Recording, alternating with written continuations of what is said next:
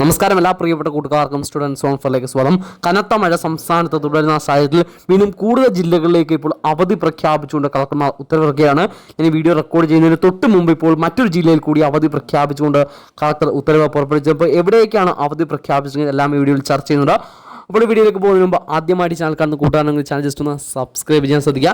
Just ഒന്ന് subscribe ചെയ്തതുപോലെ video like ചെയ്യാതെ കാണുന്ന കൂട്ടുകാർ ജസ്റ്റ് ഒന്ന് ലൈക്ക് ചെയ്ത് കാണാൻ ശ്രദ്ധിക്കുക. ജസ്റ്റ് ഒന്ന് ലൈക്ക് ചെയ്യുക. അപ്പോൾ നാളത്തെ ദിവസം ചൊവ്വാഴ്ച ഡിസംബർ 3-ാം തീയതി അവധി പ്രഖ്യാപിച്ചിരിക്കുന്നത്. ആദ്യമായിട്ട് അവധി പ്രഖ്യാപിച്ചത് കാസർഗോഡ് ജില്ല. അപ്പോൾ കാസർഗോഡ് ജില്ല വിദ്യാഭ്യാസ സ്ഥാപനങ്ങൾക്ക് നാളത്തെ ദിവസം ചൊവ്വാഴ്ച അവധിയായിരിക്കും. അതുപോലെ തന്നെ മറ്റൊരു ജില്ല തൃശ്ശൂർ ജില്ലയാണ്. തൃശ്ശൂർ ജില്ലയിലെ മുഴുവൻ വിദ്യാഭ്യാസ സ്ഥാപനങ്ങൾക്കും നാളത്തെ ദിവസം കളക്ടർ അവധി പ്രഖ്യാപിച്ച ഉത്തരവായിട്ടുണ്ട്. ഏറ്റവും ഒടുവിലായിട്ട് പുറത്തു വന്നിരിക്കുന്ന മറ്റൊരു റിപ്പോർട്ട് പ്രകാരം മലപ്പുറം ജില്ലയിലെയും എല്ലാ വിദ്യാഭ്യാസ സ്ഥാപനങ്ങൾക്കും നാളത്തെ ദിവസം അവധി പ്രഖ്യാപിച്ചിട്ടുണ്ട്.